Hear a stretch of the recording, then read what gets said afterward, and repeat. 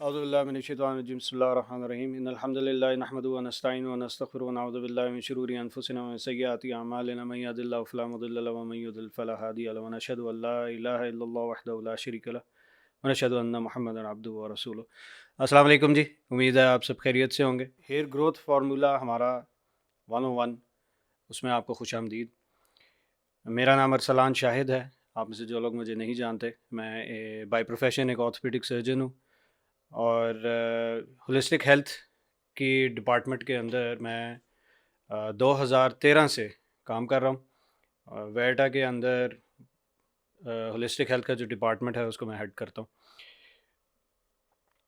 Hair growth के हवाले से आप लोगों से फॉर्म्स कुछ फिल करवाए गए थे और कीपिंग दैट इन माइंड कि मैंने तो सोचा हुआ था कि शायद ज़्यादा उम्र वाले लोग जो हैं वो इसको ज्वाइन करेंगे, लेकिन इट अपीयर्स कि आपकी जो डेमोग्राफिक्स हैं उसके अंदर ages ranging from 18 years old all the way up till 62 year olds, ये सारे के सारे जो हैं वो इसमें शामिल हैं।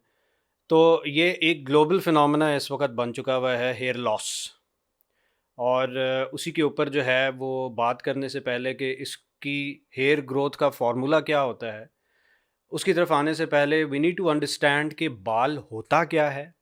और तो मेजर आउटलाइन आज के दिन के लिए हमारा, चूँकि ये 1 घंटे का सेशन है, I try to keep it short and within the hour, लेकिन मैं पेशगी माज़रत कर दूँ अगर ये 1 घंटे से थोड़ा सा ऊपर भी चला जाता है। आई एम होपफुल कि there will be a lot which you will take home इंशाल्लाह ताला, और अगर ये सारी चीज़ें आप अपनाएंगे तो आई एम वेरी होपफुल कि आप लोगों की सक्सेस स्टोरीज जो हैं वो हमारे पास आना शुरू हो जाएंगी इंशाल्लाह। So what is hair, what is hair loss, why is there hair loss, और उसके बाद उसको रोकने के क्या तरीके हैं, और हेयर ग्रोथ को प्रमोट करने के हमारे पास क्या तरीके हैं। सबसे पहले हम आ जाते हैं हेयर की एनाटॉमी के ऊपर। आप लोग जो चीज़ देखते हैं और जो सबसे बड़ा मिसनोमर है वो ये है कि बाल का जो बाहर आता हुआ हिस्सा होता है, ये वाला, ये ज़िंदा होता है। तो एक तो ये मिसकंसेप्शन क्लियर कर लें कि ये हिस्सा बाल का जो है वो आपका ज़िंदा नहीं होता। आपका जो ज़िंदा हिस्सा बाल का है वो स्किन से नीचे ये जो एरिया है ये होता है। इसके ऊपर जितना भी बाल निकल रहा है वो that is considered to be dead hair. वो आपका ज़िंदा हिस्सा बाल का नहीं है, वो हेयर का शाफ्ट है और वो डेड हेयर है। उसको आप अगर बहुत मोटा मोटा अगर डिफ़ाइन करने की कोशिश करें ना कि जी अलाइव क्या है, डेड क्या है, और उसके बीच के अंदर सिर्फ एक ही चीज़ अगर आप पकड़ लें कि जी डेड वो जगह होगी जहाँ पे अगर आप काटेंगे तो नाखून निकलेगा, ना तकलीफ़ होगी। तो आप अगर हेयर रूट्स के साथ कोई किसी किस्म का कोई पंगा लेंगे तो श्योर शॉट आपको ब्लीडिंग भी होगी और पेन भी होगा। लेकिन आप ऊपर से हेयर कट करवाते रहते हैं तो उसके अंदर तो आपको कभी कोई प्रॉब्लम नहीं हुई, कभी कोई तकलीफ़ नहीं हुई। आप क्लिपर फिरवाते हैं उसमें भी आपको तकलीफ़ नहीं होती। हाँ, जिस टाइम पे आप रेज़र फिरवा रहे हो तो there is a fair chance कि आपको थोड़ी-सी तकलीफ़ हो। That is because you are trying to dig deep very very very near the live hair portion, जहाँ पे आप कटिंग कर रहे हैं तो उधर एट टाइम्स ब्लीडिंग भी हो जाती है और पेन भी होता है। सो वी कैन सेफली से कि ये जो नीचे वाला एरिया है बाल का जो स्किन के अंदर होता है, ये आपकी ऊपर की स्किन का लेवल है, ये स्किन की टोटल थिकनेस है, और इस थिकनेस के नीचे जो है वो ये फिर डर्मिस और डर्मिस वाला एरिया कहलाता होता है। ब्लड वेसल्स यहाँ पे बैठी हुई हैं आपकी इस एरिया के अंदर, और यही इस हेयर रूट को सप्लाई कर रही होती हैं, और इस हेयर रूट को यहाँ से सप्लाई जो मिलती है ब्लड की, यहाँ पे न्यूट्रिशन मैटर करती है इस एरिया के अंदर। इसी एरिया के अंदर आपकी जो भी नरिशमेंट मिलेगी, जो भी आप खाना वगैरह खा रहे होंगे, उन सारी वो सारी चीज़ें जो हैं वो इस एरिया के अंदर मैटर करेगी। अच्छा, बाल की अब जो डेड हेयर है उसकी एनाटमी, इस एरिया की एनाटमी जो है वो अगर हम देखें तो वो ये है। सबसे बाहर आपका इतना सा एरिया क्यूटिकल का होता है। उस क्यूटिकल के अंदर ये सारा कॉर्टेक्स है, और कॉर्टेक्स के अंदर मेडुला होता है, या इसकी स्पाइन कहलाती है, जो बाल की स्पाइन होती है हेयर का मेडुला कहलाता है। मेडुला के बाहर बाहर ये जितना कॉर्टिकल एरिया है इस कॉर्टेक्स के अंदर आपका बहुत सारा केराटिन जो प्रोटीन है वो भरी हुई होती है। अगली स्लाइड्स के ऊपर इसमें भी बात करते हैं। अच्छा, ये जो स्ट्रक्चर है अब आप देख सकते हैं, जैसा पिछली साइड के ऊपर देखा था कि ये आपका इतना एरिया क्यूटिकल का है बाहर का, छोटा सा, ये ब्राउन कलर में है, और उसके अंदर येलो कलर का सारा ये कॉर्टेक्स दिखाया हुआ है। मेडुला यहाँ से अभी ओमिट किया हुआ है क्योंकि कॉर्टेक्स को समझाने की कोशिश कर रहे हैं कि जी कॉर्टेक्स के अंदर क्या होता है। अब जो बाल आपको बाहर महसूस होता है वो बेसिकली क्यूटिकल होता है, और बाल के अंदर की जो स्ट्रेंथ है और उसकी जो थिकनेस है वो कॉर्टेक्स मेकअप करेगा, which is composed majorly of keratin protein. ये केराटिन प्रोटीन ही मिला के आपकी कॉइल्स बनाते हैं। कॉइल से आगे जो है वो इंटरमीडिएट फिलामेंट बनता है, फिलामेंट से आगे माइक्रोफाइब्रिल बनता है, माइक्रोफाइब्रिल से आगे मैक्रोफाइब्रिल बनता है, और वो मिला के जो है वो फिर कॉर्टेक्स आपका बनना शुरू हो जाता है। ये एक और तस्वीर है जिसके अंदर फिर उसी तरीके से हेयर एनाटमी बताई हुई है। इतना एरिया आपका जो मैंने पहले बताया था वो लाइव हेयर है। इसको यहाँ से रूट बल्ब को जो है वो ब्लड सप्लाई कैपिलरी से पहुँच रही है, इधर ही सारी नरिशमेंट जो है वो मैटर करती है। यहाँ पे बाहर की तरफ आपका सारा हेयर शाफ्ट है, और वो शाफ्ट जो है वो उसके बाहर क्यूटिकल वाला एरिया है, क्यूटिकल से अंदर कॉर्टेक्स है और फिर मेडुला है। और ये इस एरिया के अंदर उसी तरीके से जिस तरह हमने पिछली स्लाइड में देखा कि कॉर्टेक्स के अंदर मैक्रोफाइब्रिल, माइक्रोफाइब्रिल, फिलामेंट्स के बाद जो है वो फिर आगे आपका हेलिकल स्ट्रक्चर, हीलिक्स वाला स्ट्रक्चर जो है उसका अल्फ़ा कैरेटिन जो कहलाती है। दो किस्म की कैरेटिन होती हैं, अल्फ़ा और बीटा। बीटा शीट्स की फॉर्म में होती है, वो यूजली क्लॉज और मुख्तलिफ़ किस्म की और चीज़ों के अंदर जो है वो इस्तेमाल होती है, लेकिन जो अल्फ़ा कैरेटिन है वो हेयर फॉर्मेशन के अंदर इस्तेमाल हो रही है। यहाँ पे अब आपको डिपिक्शन नज़र आएगी कि जब हम हेल्दी हेयर क्यों कह रहे होते हैं, डैमेज्ड हेयर की क्या स्ट्रक्चर के अंदर फ़र्क आता है जिसकी वजह से वो डैमेज हेयर कहलाता है। यहाँ पे आप हेल्दी हेयर देख सकते हैं, बहुत ज़्यादा एक्सट्रीम्स ऑफ टेम्परेचर और एक्सट्रीम्स ऑफ मॉइस्चर जो है उससे अगर आप इसको पाक रख रहे हैं तो ये बाहर का क्यूटिकल जो है वो वेल फॉर्म्ड है, उसके अंदर मेडुला और कॉर्टेक्स भी जो हैं उनके अंदर किसी किस्म की कोई ब्रेकेज नहीं है, और वो throughout the length of the hair वो आपको एक अच्छी अरेंज्ड कन्फिग्रेशन के अंदर नज़र आते हैं वे, और उसकी वजह से आपके बाल इस तरीके से नज़र आ रहे होते हैं जब आप इन जनरल देखते हैं। अभी इसके ऊपर आते हैं कि जो आपको एड्स के अंदर दिखाया जाता है वो एक्चुअली क्या दिखाया जाता है, या आपको जो प्रॉमिस किया जाता है वो एक्चुअली क्या प्रॉमिस किया जा रहा होता है। जो डैमेज्ड हेयर है इन टर्म्स ऑफ एनाटमी, वो डैमेज्ड हेयर उसके क्यूटिकल सारा का सारा उखड़ रहा होता है, खुल चुका हुआ होता है, जिसकी वजह से वो खुरदरे हो रहे होते हैं बाल। और आपका जो कॉर्टेक्स है उसके अंदर आप ये ग्रे एरियाज देखेंगे, ये बेसिकली जो फाइबर्स थे अंदर केराटिन के वो डिवॉइड हो गए हैं, डी नेचर हो गए हैं। डी नेचर से मुराद ये होती है, अगर आपको प्रोटीन के बारे में पता हो, प्रोटीन एक हद तक टेम्परेचर को बर्दाश्त करती है। एक्सट्रीम्स ऑफ टेम्परेचर के अंदर प्रोटीन जो है वो अपना स्ट्रक्चर चेंज कर देती है। आप एक अंडा लेते हैं, उस अंडे को जो है वो आप उबालते हैं, या उस अंडे को खोल के जब आप फ्राई करते हैं तो फ्राई करने से पहले जब वो अंडा जाके गिरता है पैन के अंदर तो आपको नज़र आता है कि उसकी जो सफ़ेदी है, उसका जो एग वाइट है, दैट इज़ एक्चुअली ट्रांसपेरेंट। लेकिन with excess heat that starts becoming white. Why does it become white? It is because that protein is coagulating. वो प्रोटीन अपना स्ट्रक्चर चेंज कर रही है, डी नेचर हो रही है, जिसकी वजह से वो अपना कलर भी चेंज कर देती है।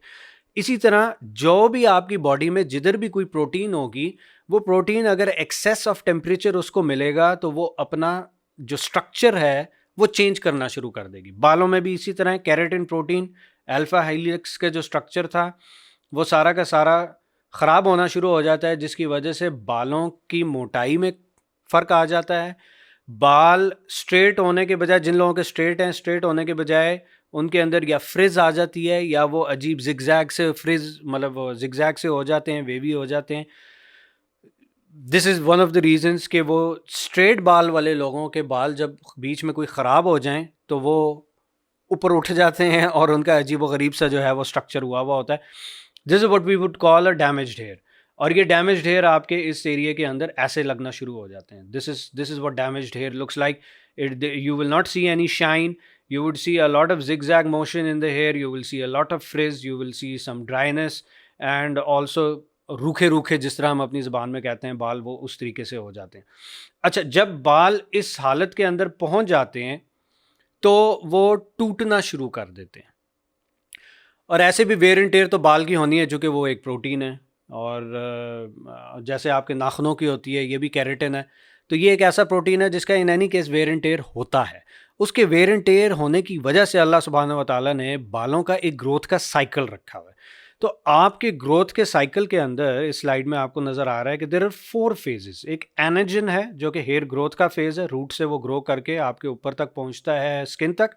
फिर कैटेजन है जहाँ पे वो हेयर जो है वो फॉर्म्ड है और बाहर निकला हुआ है, उसने ग्रो करना लेकिन छोड़ दिया हुआ है और वो अपने रूट से अलग होना शुरू हो गया। फिर टेलोजन है जिसके अंदर नीचे से एक और हेयर अपने रूट्स, उसी रूट से ग्रो करना शुरू करता है, उसको ब्लड सप्लाई मिलना शुरू होती है। ये ऊपर वाला बाल रूट समेत मर चुका हुआ है और ये आहिस्ता आहिस्ता इसको पुश आउट कर दिया जाता है। फिर एनाजन रीस्टार्ट हो जाता है, ये सारा मामला वापस इस तरफ आ जाता है और इधर से फिर रीस्टार्ट, उसी तरीके से साइकिल चलना शुरू हो जाता है। एंड के ऊपर रीस्टार्ट होने से पहले टेलोजन के एंड के अंदर ये वाला बाल जो कि पुराना था, this is going to fall, this will fall. तो keeping this in mind, it is safe for us to assume कि हमारे जो बाल हैं, there is a fair chance के उसमें कुछ बाल आपके ऐसे भी गिरेंगे। तो around 50 to 100 hairs are when they're lost per day, that is considered to be completely normal. 50 से 100 बाल आपके दिन के अंदर गिर जाएंगे, चाहे आप बाल कंघी कर रहे हैं, चाहे जो है वो आप नहा रहे हैं, चाहे आप बिस्तर से उठते हैं तो आपको तकिए पे बाल नज़र आते हैं। तो कुछ लोग बहुत ज़्यादा फ्रेट करते हैं इस चीज़ के ऊपर कि हाय ये 2 बाल 3 बाल गिरे हुए हैं, 4 बाल गिरे हुए हैं। तो उस चीज़ से आपको परेशान होने की ज़रूरत नहीं होती, वो नॉर्मल होता है। और 50 से 100 बाल यूजुअली गिरते हैं, रोज़ाना के हर बंदे के गिरते हैं। तो this is considered to be extremely normal. Anything above 100, 150, 200, 250, 400, 500 बाल दिन के अगर गिर रहे हैं तो yes, that is considered to be a problem. अच्छा, अब इससे पहले कि हम अब इसके ऊपर आए मेल फीमेल पैटर्न पे बॉल्डनेस के, आप लोगों को डिटर्मिन करने की ज़रूरत है कि इज इट हेयर फॉल और इज इट हेयर ब्रेकेज। समझ रहे हैं? फॉल जो है वो रूट से फॉल होगा। आप अगर बाल को उठा के देखेंगे, आप उसके एजेस पे जाएंगे तो आपको नज़र आ जाएगा कि वो रूट समेत बाहर निकल आया है, वो एक हेयर फॉल है। जो हेयर ब्रेकेज है, that is probably because of the denaturing of the protein. Possible है कि आपके रूट्स जो हैं वो वीक हुए हुए हैं, लेकिन रूट बाल को छोड़ता नहीं है। आपका बाल जैसे लंबा होना शुरू होता है तो उसकी लंबाई के अंदर कहीं पे प्रोटीन के स्ट्रक्चर में, आपकी डाइट के अंदर कहीं ना कोई इशू आता है। बाहर से आप उसको बहुत ज़्यादा एक्सट्रीम टेम्परेचर्स दे रहे हैं, जिसकी वजह से वो ब्रेक होना शुरू हो जाता है और वो टूट जाता है बाल। तो टूटे हुए बालों में और हेयर लॉस, बाकायदा जो बॉल्डनेस होना शुरू हो जाती है, रूट से गिरना शुरू हो जाते हैं, उसके अंदर एक फेयर डिफरेंस होता है। तो काइंडली इस चीज़ को टिल दी एंड ज़हन में रखिएगा। दोनों केटर होंगे इस प्रोग्राम के अंदर, लेकिन आपको पता होना चाहिए कि is it a problem with your hair root और is it a problem with you not caring for your hair. I hope I am clear on that. तो इसमें अब मेल फीमेल पैटर्न्स के अंदर, मेल पैटर्न जो baldness का होता है उसमें यूजुअली आपका जो बैक ऑफ द हेड है उधर से ये बॉल्डनेस शुरू होती है और आहिस्ता आहिस्ता ये बढ़ना शुरू हो जाती है। कुछ लोगों के सामने से जो विडोज पीक होती है, फ्रंट से भी रिसेशन हेयर का आना शुरू हो जाता है इस एरिया के अंदर, फोरहेड पे। तो दोनों सूरतों के अंदर ये हेयर फॉल कहलाता है। ये रूट्स यहाँ से ख़त्म होना शुरू हो जाते हैं और इवेंचुअली आपका सर बिल्कुल बॉल्ड हो जाता है और सिर्फ साइड्स पे और पीछे जो है वो बाल रह जाते हैं। ये जो पैटर्न मेल का जो होता है बॉल्डनेस का, that is usually because of testosterone, DHT, डाईहाइड्रोटेस्टोस्टेरॉन। और उसके रिसेप्टर्स होते हैं हेयर फॉलिकल के अंदर। अगर तो वो हेयर फॉलिकल बहुत ज़्यादा सेंसिटिव है टू डाईहाइड्रोटेस्टोस्टेरॉन, तो ये मेल पैटर्न बॉल्डनेस की नज़र आना शुरू होती है लोगों के अंदर।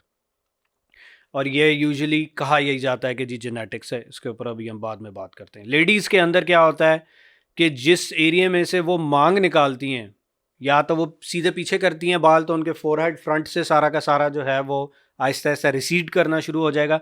या वो अगर किसी एरिया में मांग निकालती हैं तो वो जो हेडलाइन है उधर स्ट्रेच बहुत होता है, और उस स्ट्रेच की वजह से आहिस्ता आहिस्ता उस एरिया के अंदर बाल ख़त्म होना शुरू हो जाते हैं, खाली होना शुरू हो जाते हैं। ये फीमेल पैटर्न होती है बॉल्डनेस की, और इसके पीछे भी मेजर रीज़न एंड्रोजन्स होते हैं, हार्मोनल डिसबैलेंस ईस्ट्रोजन प्रोजेस्टेरॉन का होता है, जिसकी वजह से ये कॉज हो रहा होता है।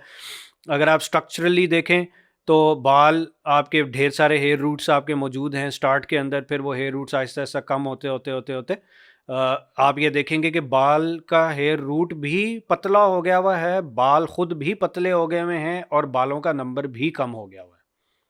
ठीक हो गया जी। अच्छा, अब कॉजेज़ के ऊपर आते हैं। तो कॉजेज़ के अंदर एक लंबी लिस्ट है कॉजेज़ की, लेकिन कॉजेज़ में जो सबसे बड़ी मिथ है जिसको मैं चाहूँगा कि अभी ही बस्ट कर दिया जाए, शुरू के अंदर ही ये इसको डिबंक कर दें हम, दैट इज़ जेनेटिक्स।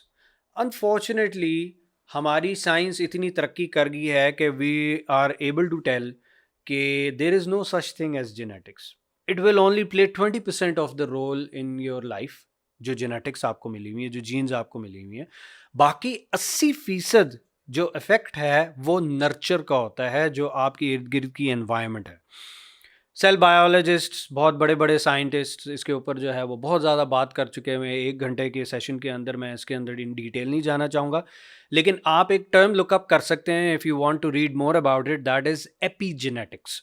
मोटा मोटा दिस सेज कि आपके थॉट प्रोसेसेस, आपके जो इर्द गिर्द का एनवायरनमेंट है, उसका इतना स्ट्रॉन्ग रोल है टू प्ले कि आपकी जीन्स एक सीक्वेंस होती है ऑन्स एंड ऑफ्स की, तो उसमें एक आधा जीन भी ऑन या ऑफ कर दी जाए तो पूरा का पूरा स्ट्रक्चर जो प्रोटीन का उसके ऊपर ले डाउन होना होता है वो चेंज हो जाता है। तो प्रोटीन ही टोटली चेंज हो जाती है। सो अल्लाह सुब्हाना व तआला has given us an opportunity, the privilege to willfully turn on or turn off certain genes in our body, जिसकी वजह से जेनेटिक्स वाली जो सारी कहानी है वो ख़त्म हो जाती है। अगर आपके वालिदैन, वालिद साहब, मेल जो लोग अभी सुन रहे हैं उनके लिए कि जी अगर आपके वालिद साहब बॉल्ड थे तो ज़रूरी नहीं कि आप भी बॉल्ड होंगे ही होंगे। ये आपका बिलीफ सिस्टम ज़रूर आपको ख़राब कर सकता है कि जी मैं तो अब वालिद साहब भी, दादा भी, परदादा भी सारे जो हैं वो गंजे हुए थे, लिहाजा मैंने तो गंजा होना ही है। तो आप 15-16 साल की उम्र से ही फ्रेट करना शुरू कर देते हैं, आप खौफज़दा रहते हैं कि यार हो बाल गिर रहे हैं, बाल गिर रहे हैं, बाल गिर रहे हैं। तो वो स्ट्रेस बाय इटसेल्फ एक ऐसा इंटरनल एनवायरनमेंट क्रिएट करना शुरू कर देता है कि आपको वो हेयर लॉस होना शुरू हो जाता है। ऑलराइट, तो जेनेटिक्स जो हैं वो सो कॉल्ड हेयर लॉस जो है वो हेरिडिटरी है and it runs in your family. I beg to differ. A lot of scientists out there, they beg to differ now. Hormonal changes, yes, hair loss जो है वो that can be caused by hormonal changes. Ladies में menopause है, gents के अंदर testosterone का गिर जाना होता है, तो उसके जो दूसरे प्रिकर्सर्स हैं जिस तरह डायड्रोटेस्टोस्टेरॉन और DHT, वो उसकी मिकदार बढ़ जाती है, और उसकी वजह से भी जिस तरह मैंने बताया था कि हेयर फॉलिकल्स के अंदर जो है वो उसके रिसेप्टर्स होते हैं और वो उसको रीड करना शुरू कर देते हैं, वो सेंसिटिव हो जाते हैं।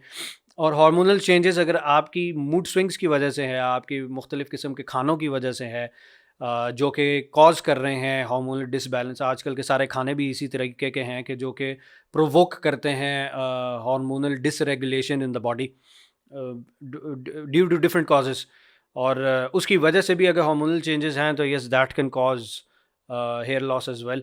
मेडिकेशन और सप्लीमेंट्स बड़े सारे, जिसके अंदर मेजर कीमोथेरेपी है। कीमोथेरेपी रैपिडली ग्रोइंग सेल्स के ऊपर काम करती है, और रैपिडली ग्रोइंग सेल्स, चूँकि tumour cells rapidly growing cells होते हैं, तो उसकी ग्रोथ को हॉल्ट करना होता है। अनफॉर्चुनेटली उसके साथ साथ आपके नाखून और आपके बाल रैपिडली ग्रोइंग सेल्स में आते हैं, तो वो भी अफेक्ट होते हैं कीमोथेरेपी से। बर्थ कंट्रोल पिल्स आपकी once again hormonal changes, hormones को डिसबैलेंस कर रही है, उसकी वजह से जो है वो बर्थ कंट्रोल पिल्स आपको कॉज करेंगी हेयर लॉस। बीटा ब्लॉकर्स, ये हार्ट की मेडिकेशन है। एंटी कन्वल्सेंट्स जो हैं, ये जिनको मिर्गी के दौरे पड़ते हैं, सीजर्स वगैरह होते हैं, वो लोग लेते हैं। Anti depressants, blood thinning medication, या toxic doses of vitamin A, all of these can cause hair loss. किसी किस्म का स्ट्रेस, आजकल सबसे बड़ा जो फैक्टर मैं समझता हूँ हेयर लॉस का बना हुआ है वो दैट इज़ स्ट्रेसफुल इवेंट्स। चाहे फिज़िकल स्ट्रेस है, आप अपनी बॉडी को किसी किस्म का अजीबो-गरीब सा स्ट्रेस दे रहे हैं, मुख्तलिफ़ किस्म के गंदे खाने खा के, मुख्तलिफ़ किस्म के गंदे एनवायरनमेंट में बैठ के, बहुत ज़्यादा स्मोकिंग या वेपिंग करके, ड्रिंकिंग करके, आजकल तो पता नहीं क्या कुछ नहीं हो रहा। रिक्रिएशनल ड्रग्स भी मौजूद हैं, वो भी इस्तेमाल हो रही हैं, बच्चे कैंटीन से ले ले के उन ड्रग्स को इस्तेमाल कर रहे हैं। तो things like these they are causing a lot of havoc in our body, whether it is emotional stress, mental stress, or whether it is direct physical stress. All of this is going to cause, all of this will cause hair loss. Hair styling और treatments, once again, ये एक ऐसा area है जो कि आजकल का दौर, अब इन्फ्लुएंसर्स का दौर है, और उसके अंदर लोग सारे के सारे जो हैं उनकी पूरी कोशिश है कि वो हर वक्त मेकअप्ड फिरें ताकि वो कहीं पे भी कैमरे के अंदर आ जाएं तो खूबसूरत लग रहे हैं और अच्छे लग रहे हो। उस चक्कर में मर्द ख़वातीन alike, all of them are at an extreme level, जहाँ पे वो हेयर स्टाइलिंग प्रोडक्ट्स, दाढ़ी, मूछ, इसके अलग तेल आए हुए हैं, इसके अलग प्रोडक्ट्स आए हुए हैं, पर्मिंग के डिफरेंट तरीके आए हुए हैं। आजकल तो अब कोम्स आ गई हुई हैं, ब्रशेस आ गए हुए हैं, जिनके अंदर जो है वो उन्होंने सिरेमिक आयरन फिट की हुई है, और वो हेयर स्ट्रेटनिंग, बियर्ड स्ट्रेटनिंग और ये सारी चीज़ें, they are causing excess insult to the hair structure, जिसकी वजह से वो हेयर केयर तो बिल्कुल ज़ीरो हो जाती है। जब आप एक मरतबा डीनेचर कर देते हैं ना प्रोटीन, उसके बाद आप डेढ़ मुख्तलिफ प्रोडक्ट्स लगा लें तो वो एक आपको आर्जी शक्ल सूरत खूबसूरती दे देंगी बाल की, लेकिन from the core, anatomically speaking, your hair it has been denatured, फजूल ख़राब हो चुका हुआ है, रूख गया हुआ है, अंदर से डैमेज हो चुका हुआ है। ऊपर से बेशक जितने आप हेयर प्रोडक्ट्स अब ऊपर से लगाते रहें, लेकिन that here is gone for ever. उसके नीचे रूट से अब जो भी बाल आएगा, अगर आप उसकी केयर कर लेते हैं तो पॉसिबल है कि वो बाल आपके अच्छे हो जाएंगे और आपको कम हेयर प्रोडक्ट्स की ज़रूरत पड़ेगी। लेकिन जितनी एक्सटेंशन के अंदर आप अगर हेयर प्रोडक्ट्स इस्तेमाल करते आ रहे हैं तो ये कहानी चलती ही रहती है इस तरीके से। न्यूट्रिशनल डेफिशिएंसीज, अच्छा, हेयर स्टाइल और ट्रीटमेंट्स के अंदर ना मैंने हेयर कलर्स के बारे में बात नहीं की। ब्लीच और हेयर कलर्स, ऑब्वियसली ये भी केमिकल ट्रीटमेंट्स है, किसी भी किस्म की केमिकल ट्रीटमेंट जो है वो that is going to cause hair damage. Nutritional deficiencies, iron, protein, vitamin Bs, folate, इनकी अगर डेफिशिएंसी होगी तो that is going to cause hair loss, क्योंकि ये फंडामेंटल बिल्डिंग ब्लॉक्स होते हैं आपके बालों के।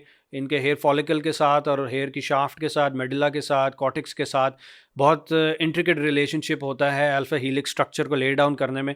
अगर इनकी कमी होगी तो उसकी वजह से जो है वो इन एनी केस आपके बाल जो हैं वो झड़ना शुरू हो जाएंगे, कम होना शुरू हो जाएंगे।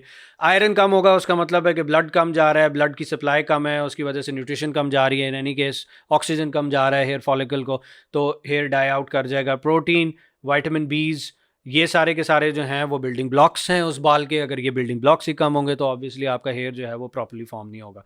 किसी किस्म की इन्फेक्शन, खासतौर पे फंगल इन्फेक्शन चूँकि स्कैल्प की हो जाती है, जिसको टीनिया कैपिटिस भी कहते हैं, ये जो इन्फेक्शंस हैं, ये आपके हेयर लॉस उस एरिया के अंदर एक टर्म कहलाती है एलोपेशिया एरेशिया।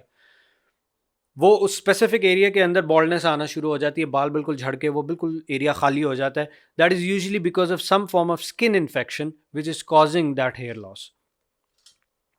दूसरे मेडिकल कंडीशंस जिनके अंदर आपको हेयर लॉस हो सकता है, ये भी काइंडली गौर कर लें। इनमें से अगर कोई भी चीज़ आपको है तो there is a fair chance कि आपका हेयर लॉस इस वजह से हो रहा होगा। थायराइड का कोई प्रॉब्लम है, ब्लड की कमी है, एनीमिया जिसको हम कहते हैं, कोई भी ऑटो इम्यून कंडीशन है। ऑटो इम्यून से मुराद है आपकी अपनी क़ुव्वत मुदाफ़अत जो है वो आपके अपने जिस्म को मारना शुरू हो गई भी है। उसके अंदर रूमेटॉइड आर्थराइटिस भी है, ये जो इधर लूपस लिखा हुआ है, सोराइसिस है, मुख्तलिफ़ किस्म की ऑटो इम्यून डिजीज़ और भी, हाशिमोटोज़ है, बहुत सारे नाम हैं। ऑटो इम्यून से ज़हन में रखें कि आपका अपना इम्यून सिस्टम डिसरेगुलेटेड है, या आपकी बॉडी के अंदर डिफरेंट किस्म के कोई फॉरेन बिल्डिंग ब्लॉक्स आ गए हुए हैं। आजकल के खानों की वजह से बहुत ज़्यादा आ रहे हैं, ख़ासतौर पे जब जीएमओ फूड्स हम इस्तेमाल करते हैं तो वो जेनेटिकली मॉडिफाइड पूरी की पूरी जेनेटिक सीक्वेंस जो है वो हमारे सेल्स के अंदर इनकॉर्पोरेट हो जाती है, जिसको हमारा immune system as a foreign body समझता है और हमारे अपने ही सेल को मारना शुरू कर देता है। अब चूंकि वो बिल्डिंग ब्लॉक पूरे ब्लड के अंदर फिर के पूरे जिस्म के अंदर गया हुआ होता है, स्पेसिफिक एरियाज़ के अंदर स्पेसिफिक सेल्स उसको टेकअप कर लेते हैं, उन स्पेसिफिक सेल्स की तो फिर शामत है, वो इम्यून सिस्टम उसको नहीं छोड़ता। या अगर यही बिल्डिंग ब्लॉक जो जेनेटिकली मॉडिफाइड सीक्वेंस है जेनेटिक्स की, ये अगर जाके इनकॉर्पोरेट हमारे इम्यून सिस्टम में हो जाए, तो वो अजीब व गरीब किस्म के प्रोटीन्स बनाना शुरू कर देगा, अजीब व गरीब किस्म की किलिंग मेथडोलॉजीज़ अपनाना शुरू कर देगा हमारे इम्यून सिस्टम बाय इटसेल्फ, कि उसकी वजह से जो है वो फिर या तो हो सकता है कि डायरेक्ट बालों को भी वो इम्यून सिस्टम जाके मारना शुरू कर दे, स्किन को मारना शुरू कर दे, जिसकी वजह से सोराइसिस हो जाता है, and so on so fourth. Cancer के अंदर चूँकि बहुत ज़्यादा आपकी जो न्यूट्रिशन है वो सारा वो कैंसर लेके जा रहा होता है, आपका अच्छा खासा वेट लॉस होता है, न्यूट्रिशन बाकी बॉडी को नहीं मिल रही होती। अनफॉर्चुनेटली बालों की ग्रोथ जो है वो हमारे जिस्म के हिसाब से लवाजमात में आता है, वो क्रिटिकल उसमें नहीं आता, क्रिटिकल फंक्शंस के अंदर नहीं आता। तो जब भी आप फाइट फ्लाइट मोड में होंगे, कॉर्टिसोल आपका इंक्रीज्ड होगा, बॉडी स्ट्रेस के अंदर होगी, तो जो शट डाउन होने वाले प्रोसेसेस होते हैं उनके अंदर एक हेयर ग्रोथ और नेल ग्रोथ भी होती है, कि ये दोनों शट डाउन हो जाते हैं, क्योंकि ये क्रिटिकल प्रोसेसेस में नहीं होते, ये लवाजमात में गिना जाता है इसको। तो फ़ौरन बॉडी उनको स्टॉप कर देती है, और सारा फोकस बॉडी, सारी न्यूट्रिशन बॉडी उन ऑर्गन्स को भेजना शुरू कर देती है जो कि वाइटल ऑर्गन्स होते हैं, जो कि क्रिटिकल होते हैं फॉर दैट स्ट्रेस, चाहे वो ब्रेन है, हार्ट है, लंग है, लिवर है, उनको वो भेजना शुरू कर देगा, बाकी सारी जगहों से जो है वो खींच लेता है सप्लाई को। तो कैंसर के अंदर इस वजह से, और प्लस कैंसर की जब ट्रीटमेंट होगी कीमोथेरेपी, उसके अंदर भी ये प्रॉब्लम आना शुरू हो जाएगा। आर्थराइटिस, आर्थराइटिस चूँकि जॉइंट्स की इन्फ्लेमेशन है, याद रखें जिस्म के अंदर कहीं पे भी कोई इन्फ्लेमेटरी प्रोसेस चल रहा होगा, अगेन खानों की वजह से हमारे बहुत ज़्यादा एक जिस्म जो है वो एक स्टैंडर्ड इन्फ्लेमेटरी सिचुएशन के अंदर, एक कांस्टेंट स्ट्रेस के अंदर हमारी बॉडी है अब, कि वो कांस्टेंट इन्फ्लेमेशन है पूरे जिस्म के अंदर, जिसकी वजह से उस इन्फ्लेमेशन में बॉडी स्ट्रेस में जाती है। स्ट्रेस में जाने की वजह से जो, जैसा मैंने अभी आपको बताया था कि जो क्रिटिकल कंपोनेंट्स, क्रिटिकल फंक्शंस होंगे, क्रिटिकल ऑर्गन्स होंगे, उनको तो ऑन रखा जाएगा, बाकी जितने लवाजमात वाले फंक्शंस होंगे ना, उनको शट डाउन कर दिया जाता है या उनको स्लो डाउन कर दिया जाता है, जिसमें हेयर एंड नेल ग्रोथ आती है और उनका फिर लॉस होना शुरू हो जाता है या उनकी ग्रोथ हॉल्ट हो जाती है। Gout is another form of arthritis, जिसके अंदर यूरिक एसिड बहुत ज़्यादा बढ़ जाता है। यूरिक एसिड क्रिस्टल्स की वजह से जॉइंट्स के अंदर पेन होती है, इन्फ्लेमेशन होती है, और वही सीक्वेंस फिर से शुरू हो जाता है कि हेयर ग्रोथ रुक जाती है। हाई ब्लड प्रेशर और हार्ट के इश्यूज़ के अंदर आपकी बॉडी स्ट्रेस के अंदर तो है ही है, प्लस ब्लड की जो कॉम्पोजिशन है वो चेंज हुई हुई है, ब्लड प्रॉपरली पंप नहीं हो रहा, ब्लड प्रॉपरली ऑक्सीजन नहीं लेके जा रहा मुख्तलिफ ऑर्गन्स को, जिसकी वजह से बॉडी फिर एक कॉन्स्टेंट स्ट्रेस में आती है। एक तो ऑक्सीजनेशन आपके बालों की नहीं हो रही होगी, और उसके साथ साथ ब्लड का चूँकि फ़्लो अच्छा नहीं है, ब्लड कहीं कहीं रुक जाता है, या ब्लड की ऑक्सीजन कैरिंग कैपेसिटी अच्छी नहीं है, तो न्यूट्रिशन और ऑक्सीजन दोनों चीज़ें हैम्पर हो जाएंगी, जिसकी वजह से हेयर की ग्रोथ कम हो जाएगी, और बॉडी इन इट सेल्फ एक स्ट्रेस के अंदर होगी। उस स्ट्रेस की वजह से फिर जो मैंने जिस तरह पहले बताया कि आपके जो क्रिटिकल फंक्शंस है वो ऑन रहेंगे, जो लवाजमात वाले नॉन क्रिटिकल फंक्शंस हैं उनको टर्न ऑफ कर देगी बॉडी। ये उसका एक डिफेंस मैकेनिज़्म है, सर्वाइवल मैकेनिज़्म है।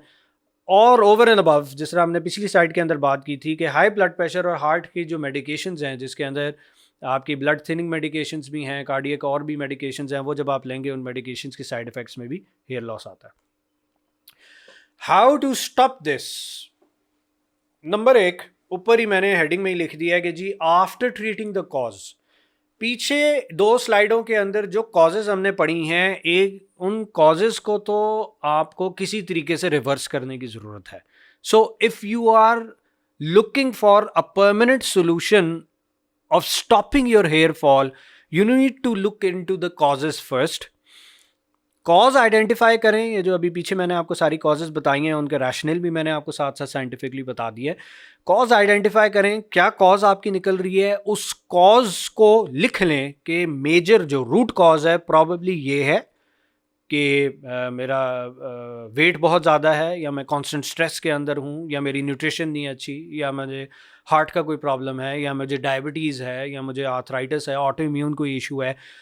you will have to address that issue side by side. उस इश्यू को एड्रेस किए बगैर अब आगे के जितने हरबे मैं आपको बताने लगा हूं, ये आप कॉन्स्टेंटली लगाते भी रहेंगे, आपको इफेक्ट नहीं मिलेंगे. अगर मिलेंगे भी तो टेम्परेरी मिलेंगे, 3-4 महीने के बाद जो है वो आप दिल बर्दाश्त होकर उनको छोड़ देंगे, क्योंकि the hair fall will keep coming back, it will keep coming back, it will keep coming back. Why? Because you are not addressing the root cause. You need to address the root cause. Side by side आप natural remedies और बाकी ये जो अभी हम जिनके बारे में बात करने लगे हैं, हम अगर इनको इस्तेमाल करेंगे तो इंशाल्लाह ताला आपको फ़ायदा होगा. सो अब मोटा मोटा what we going to cover, we going to cover some non interventional methods जिसके अंदर नेचुरल रेमेडीज़ आ जाती हैं. कुछ डिफरेंट किस्म के एक्सट्रैक्ट्स आजकल इस्तेमाल हो रहे हैं टॉपिकल एप्लीकेशन के लिए भी, एज सप्लीमेंट्स भी. कुछ मेडिसिन हैं जिनके बारे में मैं आखिर में बात करूँगा. I am not a very big fan of these medicine, क्योंकि इनका नेमल बदल जो है वो हमारी एक्सट्रैक्ट्स में और नेचुरल रेमेडीज़ के अंदर मौजूद है. So I do not feel the need for taking these medications जिनकी इन एनी केस आगे फिर कोई ना कोई साइड इफ़ेक्ट आता है. फिर हम बात करेंगे इंटरवेंशनल मेथड्स की, जिनके अंदर कुछ नेचुरल मेथड्स हैं, जिसमें माइक्रो नीडलिंग, डर्मा रोलर की भी मैं आपको फंक्शनैलिटी बताऊंगा और आपको बताऊंगा कि वो किस तरीके से इफेक्टिव है. बिल्कुल इफेक्टिव है. किस तरीके से इफेक्टिव है वो इसके अंदर इंशाल्लाह बात करेंगे. PRP, what is PRP? बहुत सारे लोग जो इस टाइम पे हेयर फॉल की वजह से परेशान हैं, दे ऑलरेडी नो कि PRP क्या होता है.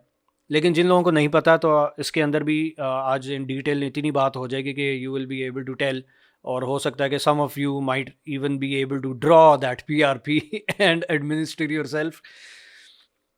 फिर है हिजामा या कपिंग, ड्राई कपिंग. ये जो मेथडोलॉजी है ये क्यों इतनी इफ़ेक्टिव है और इन पिछले दोनों मेथड से ज़्यादा इफ़ेक्टिव है, वो क्यों है, इसके ऊपर भी इंशाल्लाह ताला we are going to touch upon this.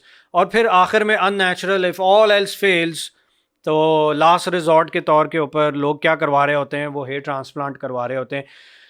कहते तो वो यही है कि जी if all else fails, but अभी जब when we are going to go through all of this, you are going to find out कि you never tried all else before you went for a hair transplant, and there are going to be a lot of people you know who've gotten the hair transplant who were very happy at first, but in the years to come they started finding कि जी वो फिर hair loss शुरू हो जाता है उनको, और फिर उनको या रिपीट हेयर ट्रांसप्लांट करवाना पड़ता है अगर उनकी जेब इजाज़त देती है, और अगर उनको वो तकलीफ़ इजाज़त देती है कि जिस तकलीफ़ में से वो पहले गुजरे थे, तो शायद वो फिर से हेयर ट्रांसप्लांट करवा लें. लेकिन सेल्डम डू, और वो बस फिर कहते हैं यार दफ़ा करो, छोड़ो, 1.5-2 लाख 4 लाख 3 लाख लगा भी दिया, हेयर ट्रांसप्लांट भी करवाया, फिर भी कोई फ़ायदा नहीं होगा, रहने दो, इससे बेहतर है मैं चुप करके विग ही पहन लूँ. तो मैं आपको बताऊंगा कि हेयर ट्रांसप्लांट फ़ेल क्यों होता है, और उससे बेहतर क्यों है कि हम ये बाकी सारे तरीक़ेकार अगर इस्तेमाल करें और रूट कॉज को अगर ट्रीट कर लें तो हेयर ट्रांसप्लांट की इंशाल्लाह ताला नौबत ही नहीं आने लगी. सबसे पहले नेचुरल रेमेडीज़ में मेरा favourite vitamin D. Vitamin D एक ऐसा विटामिन है तिलिस्मी किस्म का कि लोगों ने इसको ना बहुत ज़्यादा अंडररेट किया है. और विटामिन डी लेवल्स अगर आप 100 से ऊपर मेंटेन करते हैं, 100 नैनोग्राम्स पर ml से ऊपर अगर आप इसको मेंटेन करते हैं, तो you will find vitamin D to be anti ageing, anti cancer, a very strong mood elevator, anti depressant, anti-inflammatory, as well as it has a very big role to play in hair follicle cycling. Cycling से मुराद वो जो hair का आपको growth का cycle बताया था, वो hair growth का साइकिल टर्नओवर तेज़ हो जाता है, वो डॉर्मेंट नहीं रहते. जो आपको पीछे मैंने दिखाया था जिसके अंदर आपकी एक आपका एनाजिन फेज था, फिर कैटाजिन था, फिर टेलोजिन था, और फिर एनाजिन रीस्टार्ट था. अब इसके अंदर यूजुअली कुछ हेयर फॉलिकल्स जिनको डॉर्मेंट हम कहते हैं, वो टेलोजिन के एंड के अंदर आके यहाँ पे हॉल्ट कर जाते हैं. इनको डॉर्मेंट हेयर फॉलिकल्स कहते हैं, और आपके सर के ऊपर बहुत सारे होंगे जो कि डॉर्मेंट होंगे. उन्हीं को जो है वो यूजुअली किया जाता है, टारगेट किया जाता है. और ये जो साइकिलिंग विटामिन डी करती है, ये इसी एरिया के अंदर आके अफेक्ट करती है और इनको रीस्टार्ट करने की कोशिश करती है. तो विटामिन डी इस वजह से बहुत इंपॉर्टेंट है कि आप 100 नैनोग्राम्स पर ml को टारगेट करें. किस तरीके से किया जाता है, इसमें 5000 इंटरनेशनल यूनिट्स अगर आप विटामिन डी डेली ले रहे हैं, और आप टारगेट करना शुरू करते हैं कि 100 नैनोग्राम्स पर ml तक ये आपकी पहुंच जाए, और 5000 इंटरनेशनल यूनिट्स डेली से अगर आप काम कर रहे हैं और नहीं पहुंच रही 100 तक, तो आप उसको मज़ीद बढ़ा के 10,000 डेली भी कर सकते हैं safely. 5000 international units per day usually normal individual के लिए काफ़ी होता है, एक नॉर्मल अडल्ट के लिए काफ़ी होता है। Anybody who is above 15 years of age up till the age of 60-65 वो ले सकते हैं। इसको टेस्ट करने का तरीका क्या होता है कि आप किसी भी किस्म की सप्लीमेंट लेने से पहले आप विटामिन डी का ब्लड टेस्ट करवा लें। उसमें आप देख लें कि आप किधर फॉल कर रहे हैं। यूजली लोग 20-30 के इर्द गिर्द ही फॉल करते हैं, इससे ज़्यादा उनकी नहीं होती विटामिन डी। फिर जब आप ये सप्लीमेंट लेना शुरू करते हैं तो आपको सप्लीमेंट लेने के बाद you need to give a 1 week rest before you go for another test. एक हफ्ते का आप नागा करेंगे, आप सप्लीमेंट रोजाना ले रहे हैं 5000 इंटरनेशनल यूनिट्स डेली, आप आज के दिन छोड़ते हैं, सैटरडे को आप छोड़ते हैं लेना ये विटामिन, तो आप अगले सैटरडे तक कोई विटामिन डी नहीं लेंगे और अगले सैटरडे को जो है वो आप ये टेस्ट करवाएंगे और फिर देखेंगे कि जी ये way do you fall around 100, below 100 और above 100, 100, 110, 115 is a very good place to be, especially if you're older, क्योंकि इसकी एंटी एजिंग और एंटी कैंसर प्रॉपर्टीज़ भी हैं, तो आपको बहुत ज़्यादा इसमें हेल्प मिल जाती होती है। मत जाएं उन कॉकेशियन उसकी तरफ जो रेफरेंस रेंजेस दी हुई हैं, वो हमारी एथनिसिटी के लिए नहीं दी हुई होती, जो लैब्स दिखाती हैं। सी फूड क्यों खाना बहुत ज़रूरी है? आजकल तो मौसम है जिसके अंदर फ़िश ही फ़िश है, तो आई वुड स्ट्रांगली सजेस्ट कि आप वो फ़िश खाएं जिसके अंदर ओमेगा 3 फैटी एसिड्स मौजूद हैं। यूट्यूब के ऊपर मेरी ओमेगा 3 फैटी एसिड्स के ऊपर वीडियो लगी हुई है, उसके अंदर मैंने सारी इसकी सोर्सेज भी बताई हुई हैं। Fish oils are one of the biggest sources, cod liver oil, fish oil, वो आपको मिल जाएँ तो आप उनका इस्तेमाल जो है वो सर्दियों के अंदर, जैसी मौसम गर्मी से सर्दी की तरफ आना शुरू होता है, you should start taking omega 3s, क्योंकि इससे एक तो नज़ला ज़ुकाम खांसी बुखार, आप उससे सीजनल फ्लू से बचे रहते हैं, आपकी इम्यूनिटी अच्छी रहती है, आप गर्म महसूस करते हैं और उसके साथ साथ आपके बालों में मॉइस्चर रिटेंशन काफ़ी होती है और उस मॉइस्चर रिटेंशन के साथ साथ आपके स्कैल्प के अंदर जो नेचुरल ऑयल का बैरियर है उसको, और बालों के ऊपर एक नेचुरल ऑयल का बैरियर होता है, उसको मेंटेन करके ये रखता है ओमेगा 3 फैटी एसिड, जिसकी वजह से बाल ज़्यादा इंसल्ट लेने के हिम्मत में आ जाते हैं, ज़्यादा इंसल्ट ले पाते हैं वो। फिर नेचुरल रेमेडीज़ के अंदर आपके एसेंशियल ऑयल्स आ जाते हैं टॉपिकल एप्लीकेशन के हिसाब से। अब इसके अंदर जो मेजर एसेंशियल ऑयल है, जो कि इवन आपने मिनॉक्सिन या मिनॉक्सिडिल आपने नाम सुना होगा मेडिसिन का, जो कि बहुत ज़्यादा इस्तेमाल होती है, उससे कई गुना ज़्यादा रोज़मेरी एसेंशियल ऑयल ये इफेक्टिव है टॉपिकल एप्लीकेशन के अंदर, तो इसका इस्तेमाल करें। इसके बाद हायरार्की में कैस्टर ऑयल है, लैवेंडर है, जोजोबा और पम्पकिन सीड ऑयल्स, ये सारे के सारे इस्तेमाल हो सकते हैं। इनको डायरेक्ट नहीं अप्लाई किया जाता स्किन के ऊपर कॉन्सेंट्रेटेड फॉर्म में, कभी भी कॉन्सेंट्रेटेड फॉर्म में नहीं अप्लाई किया जाता है। इनको हमेशा कैरियर ऑयल के अंदर जो है वो डाइल्यूट किया जाता है। फेवरेट कैरियर ऑयल्स जो जितने भी एसेंशियल ऑयल वाले लोग हैं वो यही कहते हैं कि एक्स्ट्रा वर्जिन ऑलिव ऑयल, ये ऑयली स्किन जो लोग हैं जिनके ऑयली बाल हैं उनके लिए extra virgin olive oil is a very good career oil, और जिनके ड्राई हैं थोड़ा सा स्कैल्प और स्किन, उनके लिए एक्स्ट्रा वर्जिन कोकोनट ऑयल वो बहुत अच्छा है, क्योंकि एक्स्ट्रा वर्जिन कोकोनट ऑयल की moisture retaining properties extra virgin olive oil से ज़्यादा सुपीरियर है। ये मैंने एक चार्ट आपको दे दिया है to make it easy for you कि आपने किस तरीके से डाइल्यूट करना होता है। आपके लिए सेफ़ डाइल्यूशन जो है वो मैक्सिमम 5% की होती है, इससे ज़्यादा आप कॉन्सेंट्रेटेड नहीं बनाएंगे। यूजुअली 2 to 3% के अंदर लोग वेरी करते हैं, लेकिन मैक्सिमम अगर आप जाएंगे शुरू के अंदर, अगर आप जाना भी चाहते हैं तो दैट इज़ 5%, इससे ज़्यादा आप इसको स्ट्रॉन्ग ना कीजिएगा। तो अगर आप एक 10 ml की बॉटल ले रहे हैं कैरियर ऑयल की, तो उस 10 ml के अंदर आप अगर 6 to 10 ड्रॉप्स डाल रहे हैं इन टोटल एसेंशियल ऑयल का, अब आपकी मर्ज़ी है कि आप उसको मिक्स करते हैं। आप रोज़मेरी, लैवेंडर, पम्पकिन सीड या rosemary lavender, jojoba, rosemary lavender, castor, ये अगर आप मिक्स करके डाल रहे हैं तो it should be a total of 6 to 10 drops. 3-3 drop किसी के तीनों के डाल लें, या 2-2 ड्रॉप्स और किसी एक के जो है वो 4 ड्रॉप्स डाल लें, 5 ड्रॉप्स डाल लें। टोटल जो ड्रॉप्स हैं वो आपके 10 होने चाहिए, तो that is going to make a 5% dilution solution of that carrier oil with that carrier oil of that essential oil. तो इस तरीके से जो है वो आप इसको इस्तेमाल करेंगे, आपने कॉन्सेंट्रेटेड फॉर्म के अंदर नहीं इसको इस्तेमाल करना, ऑलराइट। इसके अलावा आप एलोवेरा हेयर मास्क का इस्तेमाल कर सकते हैं। लेडीज़ जो हैं वो इस चीज़ से अकस्टम्ड होंगी कि हेयर मास्क क्या होता है। आपने एलोवेरा लेना है, इसको honey, coconut oil, argan oil, yoghurt, इसके साथ आप इक्वल पार्ट्स में मिक्स कर सकते हैं। इसके अंदर भी आप एसेंशियल ऑयल के ड्रॉप्स वगैरह डाल सकते हैं अगर आप यूज़ करना चाह रहे हैं। इस तरीके से मिक्स करें, इसको दरमियान से लगाना शुरू करें, मसाज करें पूरे स्कैल्प के अंदर। Once again keep in mind, जो डेड हेयर बाहर आया हुआ है उसके ऊपर आर्जी उसके इफेक्ट्स आएंगे, जो परमानेंट इफेक्ट्स हैं that is going to be at the skin level, at the root level. You need to make sure that you make these things get absorbed into the skin of your scalp. So whatever oil you're using, whatever hair mask that you're going to use, you're not going to use it on the hair. It is not essential that you're using it on the hair. The maximum amount should be used on the scalp, ताकि वहाँ पे nutrition take up हो और वहाँ पे hair के roots जो हैं वो स्ट्रांग हो।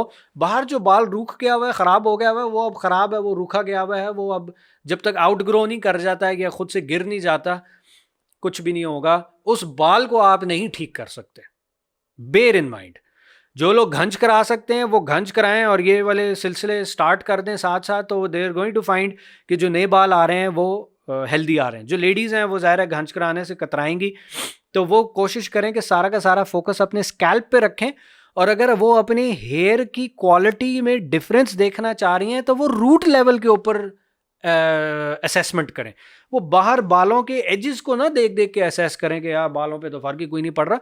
वो आपके 9 महीने, 10 महीने, साल, 1.5 साल पहले की कमाई है। जो आपके बाल इधर ये नीचे वाला जो बाल एंड जो एज जो पहुंचा हुआ है, ये इसको तो साल, 1.5 साल, 2 साल हो गए हुए मरे हुए। ये तो उस वक्त की कमाई है जो साल, 1.5 साल, 2 साल पहले आप जो हेयर केयर रूटीन आपने रखी हुई थी। अब जो हेयर केयर रूटीन है that is going to show up near the scalp. So जो भी असेसमेंट करनी है वो आप नियर द स्कैल्प करेंगे। ठीक है जी, समझ आ गई है। अब इस हेयर मास्क के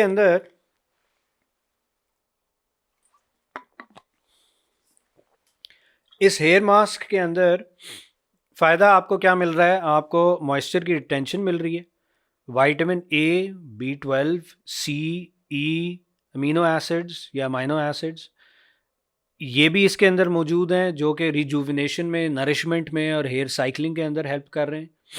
इसके अंदर अगर आप हनी डाल देते हैं तो ये एक बहुत स्ट्रॉन्ग कंडीशनर है। जितने भी हेयर मास्क हैं उनके अंदर अगर आप हनी की इनकॉर्पोरेशन करें तो आपकी स्किन और आपके हेयर रूट्स बहुत अच्छे तरीके से कंडीशन होंगे। कोकोनट आर्गन ऑयल जो है वो, ये आर्गन एक वो है मोरक्कन फ्रूट है, ये उसका ऑयल होता है। सिमिलर है टू आवर इंडियन गूसबेरी जिसको आंवला कहते हैं, उससे मिलता जुलता होता है ये। तो इसका इस्तेमाल भी आप कर सकते हैं एज ए कैरियर ऑयल, और साथ योगर्ट का इस्तेमाल भी आप कर सकते हैं, जिसकी वजह से आपकी जो स्कैल्प और रूट वाला हेयर है उसकी नरिशमेंट, रूट्स की नरिशमेंट, स्कैल्प की नरिशमेंट अच्छी हो जाएगी। Apply from the middle of the head and massage and comb till the ends. Leave on for 20 to 30 minutes and then rinse it off with a mild shampoo. Shampoo मेरे नज़दीक, चूँकि आप बात कर रहे हैं तो प्रेफरेबली नेचुरल शैम्पू बार्स आ रहे हैं आजकल।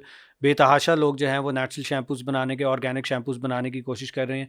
तो मेरी आपसे यही रिक्वेस्ट होगी कि हाई एंड एक्सपेंसिव शैम्पूज़ और लीव इन कंडीशनर्स, उनसे आप अपनी जान छुड़ाएं, वो आपको काम ख़राब कर रहे हैं। जो लीव इन कंडीशनर आपका कोई भी होना चाहिए ना, that should be the oil which you're using, the carrier oil and the essential oil which you're using, उसको लीव इन आप करें अगर आप करें भी। लेकिन जो ये कंडीशनर्स हैं, जो केमिकल्स हैं, इनसे जितना जल्दी जान छुड़ा सकते हैं छुड़ाएं। शैम्पूज़ अगर लेंगे तो कोशिश करें कि विटामिन B7 फोर्टिफाइड शैम्पूज़ हों, जिसके अंदर बायोटिन, ये विटामिन B7 होती है, बायोटिन की फोर्टिफिकेशन हुई हुई हो। ये शैम्पूज़ आपके लिए बेहतर रहेंगे if you are trying to combat hair fall. अब रेमेडीज़ के अंदर मज़ीद आप अगर देखें कि जी कैराटिन, चूँकि हमने बात की थी कि अल्फ़ा हीलिक्स होती है, बीटा शीट्स होती हैं, 2 किस्म के होते हैं। तो ये वाले जो अल्फ़ा कैराटिन है जिसके अंदर मुख्तलिफ़ अमाइनो एसिड्स का इस्तेमाल भी हो रहा है, ये मुख्तलिफ़ अमाइनो एसिड्स के नाम भी आपको दिए हुए, इनका इस्तेमाल हो रहा है। तो ये अमाइनो एसिड रिच डाइट अगर आप लेंगे तो that is going to eventually make this protein in abundance. बालों को जितनी चाहिए होगी ये प्रोटीन वाफर मिकदार में मौजूद होगी। अब उसको करने के लिए onions they're a very good source, sweet potatoes आजकल शकरकंदी आई हुई है, very good source. Organic free range eggs, जो देसी अंडे हैं free range, that is a very good source. Meat of all types, specially fish, क्योंकि उसके अंदर फिश ऑयल्स भी हैं, ओमेगा 3s भी, आपको वो एक तीर से दो शिकार आप कर लेंगे, लिहाजा fish is a very good source. Carrots, sunflower seeds, Greek yoghurt, these are a few of those rich foods जो कि टॉप ऑफ द लाइन आते हैं। अगर आप इनकी इनकॉर्पोरेशन करना शुरू कर दें रोज़ाना, सनफ्लावर सीड्स तो थोड़े से हल्के से टोस्ट किए हुए या वो किए हुए रोस्ट किए हुए लोग ऐसे जेबों के अंदर भी रखते हैं, थोड़ा थोड़ा खाते रहते हैं, जिस तरह नट्स वगैरह खाते हैं। हाँ, nuts there are also a good source. आजकल तो चूँकि ड्राई फ्रूट का भी इस्तेमाल काफ़ी है, तो ड्राई फ्रूट्स के अंदर भी vitamin B, they're vitamin B rich and they have a lot of amino acids which will incorporate into the alpha keratin structure. तो ये इनका अगर आप इस्तेमाल कर रहे हैं, रोज़ाना का एक आधा प्याज अगर आपने खा लिया है, आप एक शकरकंदी अगर रोज़ की खा रहे हैं, एक अंडा भी अगर आप रोज़ का खा रहे हैं, आप अगर 150 ग्राम्स फिश भी अगर रोज़ की खा रहे हैं, आप एक आधा कैरेट भी रोज़ का खा रहे हैं, दिन में एक मरतबा योगर्ट ले लेते हैं, सनफ्लावर सीड्स ले रहे थे, try to incorporate all of this in your daily diet. एक, it is a healthy diet, plus ये सारा का सारा जो है आपको बिल्डिंग ब्लॉक्स एक्स्ट्रा दे देगा ताकि आपका कैरेटिन अच्छा बनना शुरू हो। ये आप लेना शुरू करेंगे तो 1 मंथ के अंदर आपके स्कैल्प के लेवल के ऊपर आपको चेंजेस नज़र आना शुरू हो जाएंगे इंशाल्लाह। जो अवॉइड करने वाले फूड्स हैं, those are unfortunately refined carbohydrates, जिसके अंदर स्टार्चेस भी हैं, शुगर्स भी हैं। यहाँ पे बैड कार्ब्स आप देख सकते हैं, हर किस्म का सॉफ्ट ड्रिंक्स वगैरह ये आपके ऊपर हराम है। मुख्तलिफ़ किस्म के ये जो चिप्स वगैरह आते हैं, क्रिस्प्स आते हैं, फ्रेंच फ्राइज़ आती हैं, कुकीज़ आते हैं, बेक्ड गुडीज़ आती हैं, इनसे आप अगर कुछ अरसे के लिए जान छुड़ा लें, अगर आप अपनी हेयर ग्रोथ करना चाह रहे हैं, और you switch to good carbohydrates जिनके अंदर फ्रूट्स और वेजीज़ आते हैं, रॉ फ्रूट्स, रॉ वेजीज़, वो अगर आप इस्तेमाल करना शुरू कर दें तो there going to help you. You need to promote gut health. अगर आपकी गट हेल्थ अच्छी है, आपकी एब्जॉर्प्शन न्यूट्रिशन की अच्छी होगी, आपकी बॉडी इन जनरल जो है वो एक इन्फ्लेमेटरी प्रोसेस में से नहीं बार बार गुजर रही होगी, इन्फ्लेमेशन उसकी कंटेंट होगी, तो उसकी वजह से एक प्रोबायोटिक इफेक्ट होगा आपके पूरे गट के ऊपर, जिससे एब्जॉर्प्शन जो है वो इंक्रीज़ करेगी और आपकी इन्फ्लेमेशन डिक्रीज़ करेगी। इन्फ्लेमेशन ऑलरेडी मैंने समझा दिया कि किस तरीके से हेल्प करती है अगर डिक्रीज इन्फ्लेमेशन हो आपके जिस्म के अंदर। सो हमने नेचुरल रेमेडीज़ कवर कर ली, अब बात करते हैं थोड़े सी एक्सट्रैक्ट्स की जिसके अंदर डिफरेंट सप्लीमेंट्स हैं। Red ginseng top of the line इस टाइम चल रहा है, हेयर साइकिलिंग की रेगुलेशन के अंदर आपको हेल्प करता है। इसके डिफरेंट आपको कैप्सूल सप्लीमेंट्स की फॉर्म के अंदर आपको मिल जाता है। ये जड़ी बूटी की शक्ल के अंदर बड़ी मुश्किल से मिलेगा, you can look it up, red ginseng. इसका इस्तेमाल जो है वो एज ए सप्लीमेंट आप यूज़ करना शुरू कर दें। विटामिन B7 अलग से अगर आप ले सकते हैं, अगर आप फोर्टिफिकेशन अपने फूड्स के थ्रू नहीं कर पा रहे, या आपका गट के कोई इश्यूज़ हैं जिसकी वजह से आप एब्जॉर्ब प्रॉपर्ली नहीं कर पा रहे, आपको हैवी डोज चाहिए विटामिन B7 की, तो B7 अलग से आप मार्केट से सप्लीमेंट उठा लें और उसका इस्तेमाल करना शुरू करें रोज़ाना की मिकदार के ऊपर। विटामिन B वाटर सॉल्युबल होता है तो इसकी टॉक्सिसिटी एज सच नहीं होती, तो आप इसको एक्स्ट्रा डोज में भी अगर ले रहे होंगे तो होपफुली इतना प्रॉब्लम नहीं क्रिएट करेगी फॉर अ मंथ और 2। उसके बाद जो है अगर आप ऐसे हैवी डोजेस में ले रहे हैं और कॉन्स्टेंट टॉक्सिसिटी है तो फिर इसके इफ़ेक्ट्स आना शुरू हो जाते हैं। विटामिन D फैट सॉल्युबल होती है, टॉक्सिक होती है ये विटामिन अगर आप बहुत ज़्यादा लें, लिहाजा इसको जो है वो आपको मॉनिटर करना होता है। और मॉनिटर करने का तरीका यही है कि आप every month, every 4 to 6 weeks आप एक हफ्ते का नागा करें और चेक करवाएं ब्लड टेस्ट के अंदर के आपके लेवल्स क्या हैं। दे शुड मेंटेन 100 नैनोग्राम्स पर ml of vitamin D in the blood. 5000 international units per day ले लें, मैक्सिमम 10,000 पर डे ले लें, तो आपको जो है वो इंशाल्लाह हेल्प मिल जाएगी। ये सप्लीमेंट एक आपको ऐड करना पड़ेगा, यानी कि सनलाइट तो लोग लेते कोई नहीं, वरना ये इसकी नेचुरल फॉर्म जो है वो सनलाइट है, सन बेदिंग है, कि आप कपड़े उतार के धूप में बैठ जाएं और आप आधा घंटा फ्रंट और बैक अगर अपने जिस्म को सनलाइट लगा लेते हैं तो वाफर मिकदार में विटामिन D आपकी बन जाती है। और millions of units vitamin D की मैन्युफैक्चरिंग हो जाती होती है अगर आप इस तरीके से सनलाइट लगा लें, लेकिन अनफॉर्चुनेटली लोगों के पास ना टाइम है और ना ही वो इस चीज़ को कोई ज़्यादा इंपॉर्टेंस देते हैं। तो विटामिन डी की आपको सप्लीमेंट लेनी पड़ जाएगी। विटामिन B12 मेथिकोबॉल जिसको कहते हैं, साइनोकोबालामीन, आप उसका इस्तेमाल भी करें। डेली की डोज होती है एक, आपको लेनी होती है। ये सप्लीमेंट आप साथ ऐड कर लें। तो ये अलग से आपको इस तरह लेना पड़ेगा। इनकी कंकॉक्शंस भी आती हैं, इनके मिक्सचर्स भी आते हैं, लेकिन अनफॉर्चुनेटली उनमें प्रॉब्लम ये होता है कि कोई एक अच्छी कॉन्सेंट्रेशन पे होगा, बाकी डेफिशिएंट होंगे, तो लोगों को बहुत लंबे अरसे के लिए लेना पड़ता है। इस वजह से जब भी हम सप्लीमेंट्स न्यूट्रिशनिस्ट के पास आप जाएंगे ना, वो कभी भी आपको प्री फॉर्म्ड फॉर्मुलेशंस नहीं देगा, क्योंकि हर इंसान के ना अलग रिक्वायरमेंट होती है, विटामिन डी की, बी की, रेड जिंसिंग की, B12 की, वगैरह वगैरह। तो इट इज़ ऑलवेज गुड कि आप अलग अलग ये सप्लीमेंट्स ले लें और इनके साथ you need to play with, जिससे आपको पता चलता है कि जी कौन सी विटामिन की ज़्यादा ज़रूरत है, कौन सी की कम ज़रूरत है, कितनी डोज पे कौन सी मैंने लेनी है। टॉपिकल एप्लीकेशन के अंदर आपका आंवला आ जाता है, सिकाकाई आ जाता है और रोज़मेरी एसेंशियल ऑयल आ जाता है। ये 3 एक्सट्रीमली एसेंशियल चीज़ें हैं जिनका आप इस्तेमाल टॉपिकल एप्लीकेशन में कर सकते हैं। आंवला इंडियन गूसबेरी है, शिकाकाई एकेशिया कॉन्सिना है। आप यहाँ पे आराम से ये पंसारियों के स्टोर से पाकिस्तान के अंदर आराम से ये दोनों चीज़ें मिल जाती हैं। इनके ऑयल्स भी मिल जाते हैं। ऑयल मिल जाए तो अच्छा है अगर आपको अच्छी जगह से मिल रहा है, अदरवाइज़ इसका एसेंशियल ऑयल ख़ुद से आपको जो है वो निकलवाना पड़े तो वो आप निकलवा लें। इनको जो है वो आप इस्तेमाल डायरेक्ट स्कैल्प के अंदर इसका मसाज अच्छे तरीके से अगर कर लें। एसेंशियल ऑयल आपको बता दिया कैरियर ऑयल के साथ इस्तेमाल करना है हमने। अब medicine not my favourite area, लेकिन मैं चूँकि for the sake of this session मैं इसको कवर करना चाहूँगा।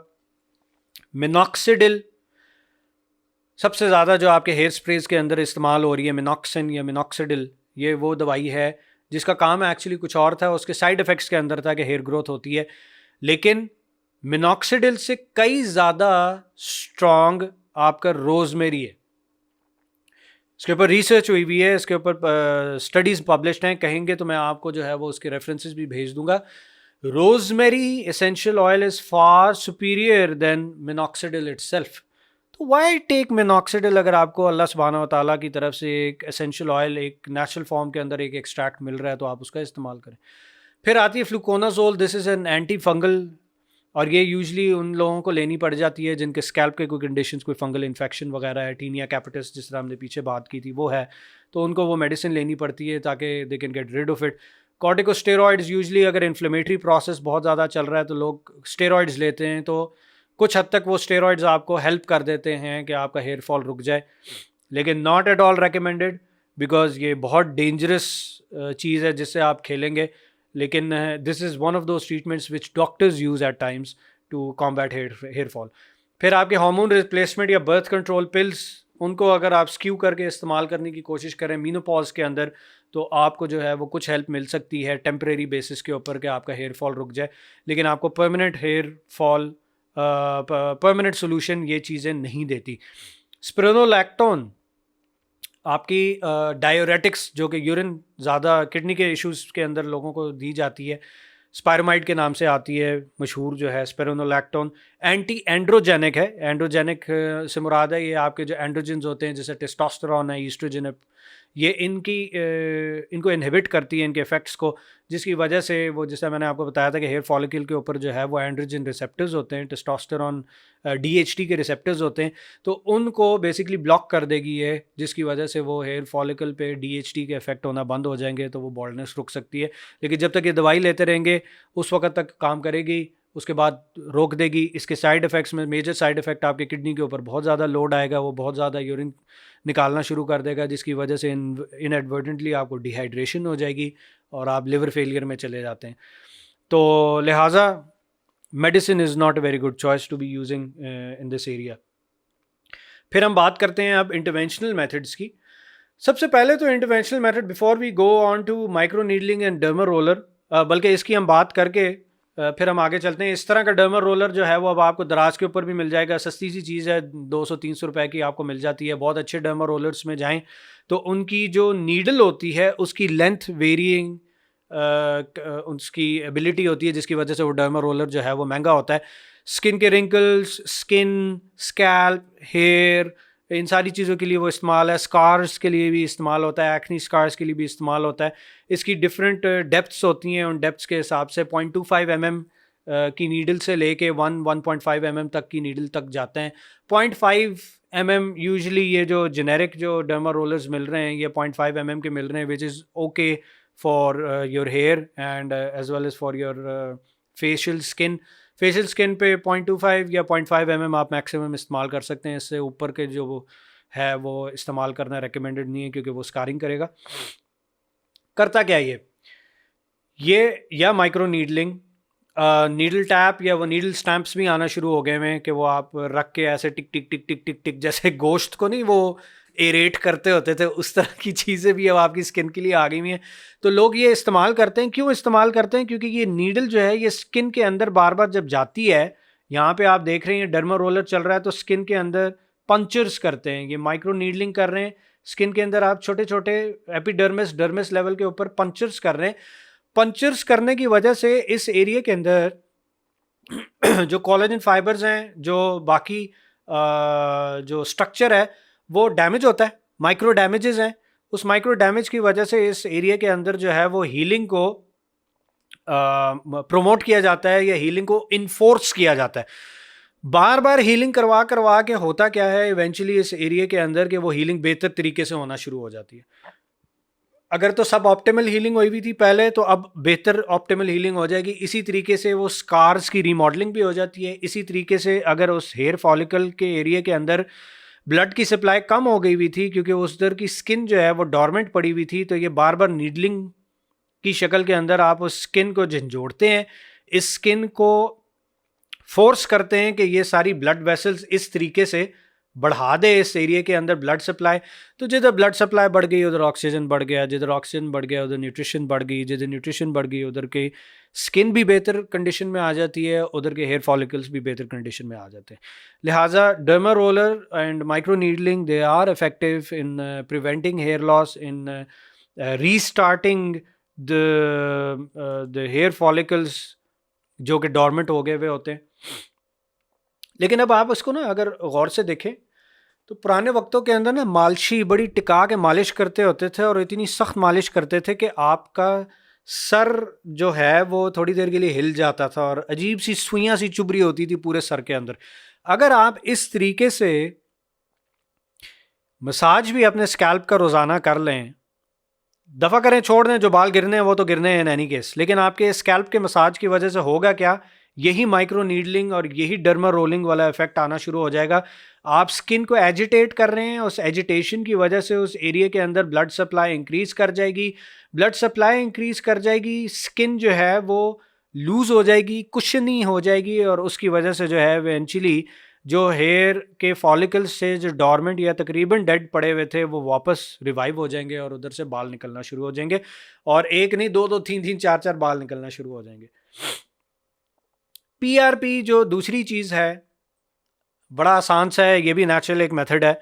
आप अपना ही ब्लड ड्रॉ करते हैं, ब्लड को फिर आप एक मशीन के अंदर घुमाते हैं, वो सेंट्रीफ्यूज होके इस शक्ल के अंदर आ जाता है जिसमें प्लाज्मा अलग हो जाता है, रेड ब्लड सेल्स अलग हो जाते हैं, दरमियान में एक पतली सी कोट आती है जिसको हम बफी कोट कहते हैं।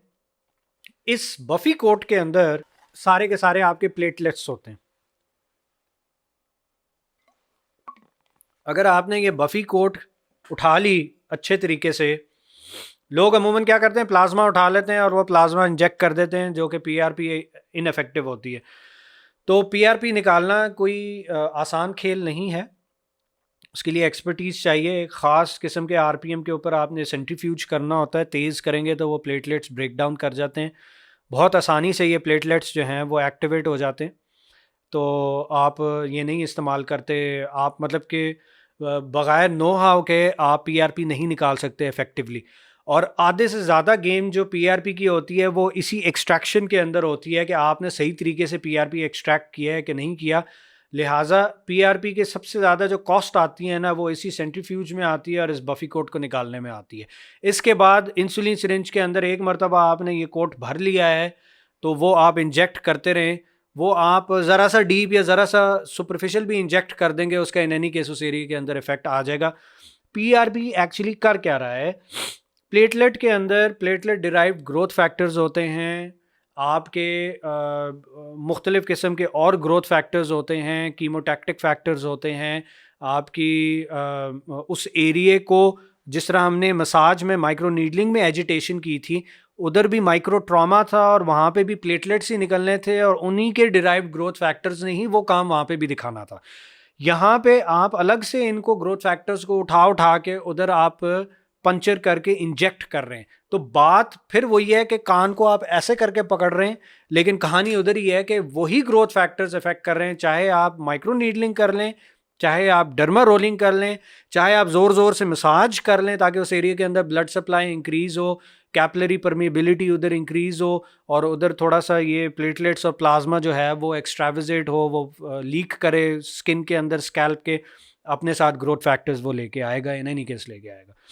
तो ये भी एक वही तरीका है, जब बस इसमें पैसे हम थोड़ा ज़्यादा कमा लेते हैं वो मालिश के अंदर इतना नहीं कमाएंगे, लेकिन जो प्रिंसिपल है अगर आप वो समझ जाए ना कि प्रिंसिपल क्या है, आप ये चीज़ें घर बैठ के फिर कर सकते हैं। आप एक अच्छा सा ब्रश लें, ब्रश करना शुरू कर दें रात को रोज़ाना अच्छे 10-15 minute, if you brush your scalp, not your hair, your scalp, तो उससे जो है वो यही इफेक्ट आप अचीव कर सकते हैं।